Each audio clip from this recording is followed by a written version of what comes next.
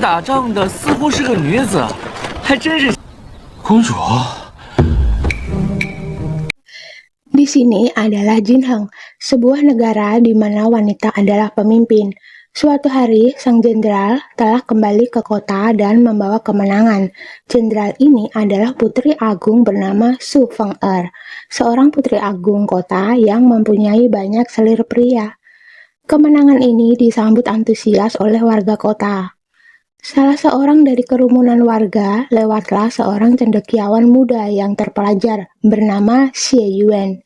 Karena penampilannya yang rapi, terlihat berpendidikan, dan seperti orang asing di kota itu, membuat Xie Yuan dikejar banyak wanita agar bisa mendapatkannya. Xie Yuan ketakutan, berlari sekencangnya sampai ia terpojok, dan tidak tahu harus menuju kemana lagi. Su Feng'er mendengar keributan itu dan melihat sosok Xie Yuan.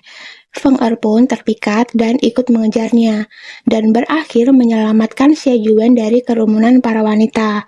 Feng'er lalu membawa Xie Yuan ke istana.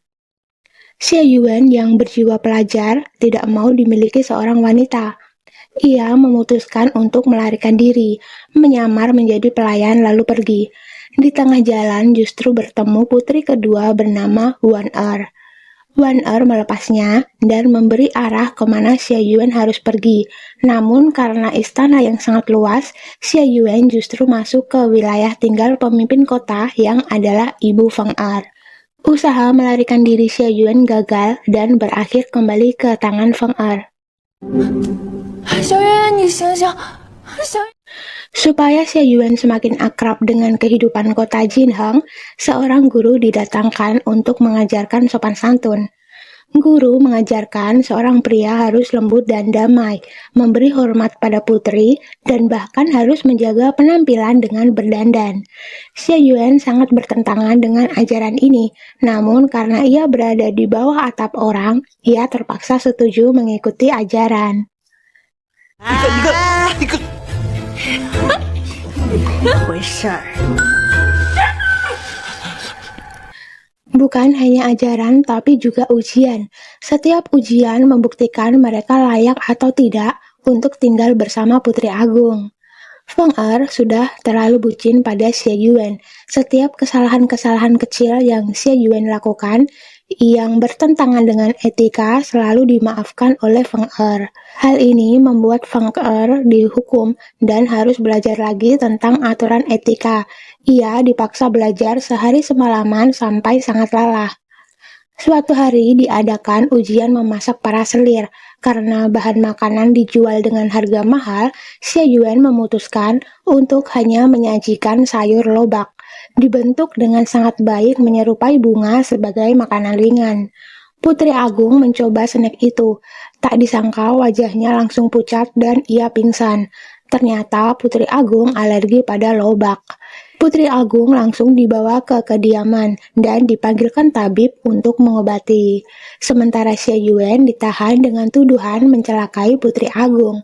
Sementara ia sendiri terkejut dengan reaksi Putri Agung dan tidak tahu jika Putri Agung alergi lobak.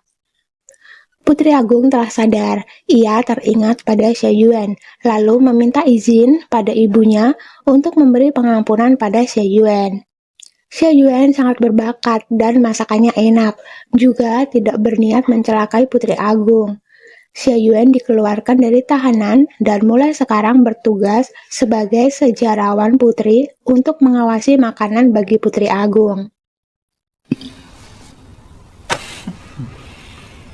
既然在下已经当了公主史官， Xie Yuan telah melewati beberapa waktu di istana. Diceritakan, ia juga telah berteman dengan Wan Er, putri kedua. Feng Er mengetahui ini dan bertekad untuk belajar seni dan keterampilan lain agar bisa menjadi wanita lembut seperti adiknya. Dengan begitu, Xie Yuan akan bisa menyukainya. Hal pertama yang Feng Er pelajari adalah bermain kecapi. Namun permainannya sedikit kacau. Xie Yuan yang tidak tahan mendengarnya mulai berniat untuk mengajari Feng Er.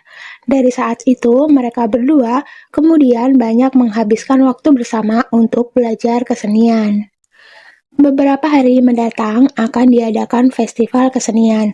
Festival ini biasanya diatur oleh Wan tapi untuk kali ini Feng harus ikut andil sesuai titah dari ibu mereka. Feng belajar untuk mempersiapkan festival. Dia harus tahu banyak soal kesenian. Maka Feng putuskan untuk mulai pergi ke pasar dan ke acara-acara kota untuk menambah informasinya. Feng mengajak Xie Yuan untuk menikmati pengalamannya ke acara kota, membeli jajanan pasar, dan mencoba permainan warga. Di tengah permainan, orang-orang pun akhirnya tahu bahwa Feng adalah seorang putri agung. Mereka ketakutan dan akhirnya pergi menjauh, termasuk Xie Yuan. Tak disangka ternyata Xie Yuan memakai acara kencan ini sebagai kesempatan untuk dia melarikan diri. 是公主啊！小圆圆，小圆圆。 Pencarian Xie Yuan dilakukan, bahkan sampai memakai pelayan setia Xie Yuan sebagai umpan agar Xie Yuan menunjukkan diri. Alhasil, Xie Yuan keluar dari persembunyiannya demi menyelamatkan pelayan setianya. Feng berhasil membawa Xie Yuan kembali ke istana. Dari kejadian ini, membuat citra Putri Agung menjadi buruk di kalangan rakyat karena ia telah memakai orang tak bersalah demi mencapai tujuannya. Sementara di sisi lain, putri kedua yang lemah lembut sengaja melakukan berbagai kegiatan baik sehingga citra sebagai putri yang baik diberikan oleh rakyat padanya.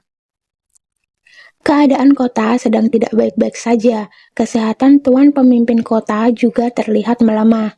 Para dewan kota mendesak pemimpin kota untuk menunjuk pewarisnya. Pilihan pewaris di antara Putri Agung atau Putri kedua. Putri Agung terkenal pandai memimpin, berani, dan cerdas namun gegabah, dan nampak tidak mengikuti aturan. Sementara Putri kedua terlihat lemah lembut namun penuh siasat. Beberapa pertandingan antara Putri Agung dan Putri kedua dilakukan.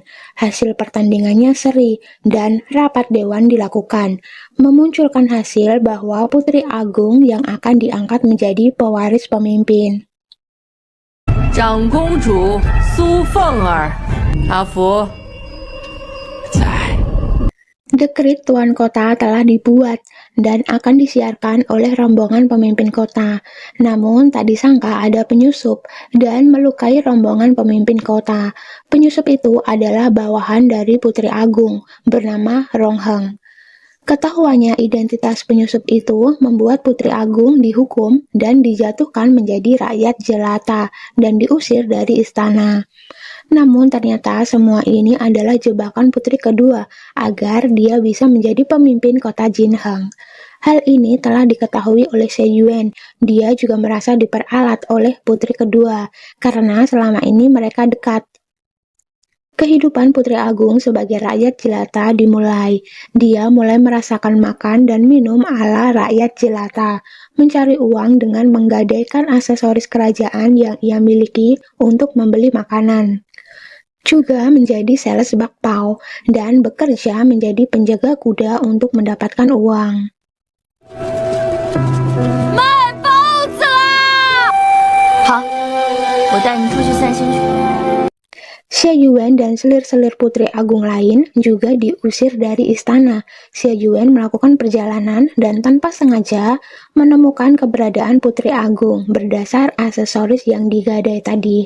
Xie Yuan telah mengikuti dan menyaksikan perjuangan Putri Agung. Ia menaruh perhatiannya dan mulai membantu Putri Agung dari belakang, karena dia merasa bersalah sebab dia dijadikan alat putri kedua dalam skenario kejatuhan Putri Agung. Xie Yuan sangat dihormati oleh warga karena dia telah mengajar anak-anak dengan gratis dan menjadi pelajar yang peduli pada warga. Pertemuan kembali mereka terjadi di saat kaki Feng terkilir di sumur di saat menimba air. Mereka yang awalnya asing berkomunikasi dan saling mengerti kondisi yang terjadi di masa lalu. Mereka pun berbaikan dan bersama-sama melatih keterampilan anak-anak warga. Feng dan Xie Yuan berhasil menemukan di mana Rongheng ditahan. Feng segera menemui Rongheng dan ingin menyelidiki kenapa Rongheng berkhianat padanya. Ternyata keluarga Rongheng telah diancam Wan-er. Ini membuat Rongheng tak punya pilihan. Namun selama ini, Rongheng juga mengumpulkan bukti kejahatan Wan-er dan menyembunyikannya. Bukti itu lalu berhasil ditemukan oleh Feng-er dan dibawanya langsung menemui tuan pemimpin kota, tepat di saat Wan-er memberontak dan menurunkan secara paksa tahta tuan pemimpin kota. Bukti itu berisi taktik pemberontakan Wan-er bersekongkol dengan pejabat untuk melengsarkan pemimpin kota. Wan-er tidak bisa mengelak. Semua ini dilakukan karena perlakuan berbeda ibunya kepada kakak adik ini. Wan-er selalu dianggap lemah dan tidak diberi kepercayaan memimpin kota. Wan-er meminta keadilan, sementara ibunya bertindak begitu karena Wan-er sedari kecil sudah sakit-sakitan. Ia tidak disangka bisa hidup selama ini, maka itu ibunya sangat berhati-hati pada kesehatan Wan-er dan menjauhkan dia dari peperangan. Kebenaran terungkap, tuan pemimpin kota tidak jadi dilengsarkan. Feng-er kembali disambut sebagai Putri Agung, sementara Wan-er diamankan. Putri Agung berniat untuk berkelana, melihat dan memahami kehidupan yang terjadi di rakyatnya. Ia berpamitan kepada tuan pemimpin kota. Perjalanan panjang dia mulai. Ini dia lakukan agar kedepannya bisa menjadi pemimpin kota Jinheng yang adil dan bijak. 还望皇母睁眼。若恒，公主，驾！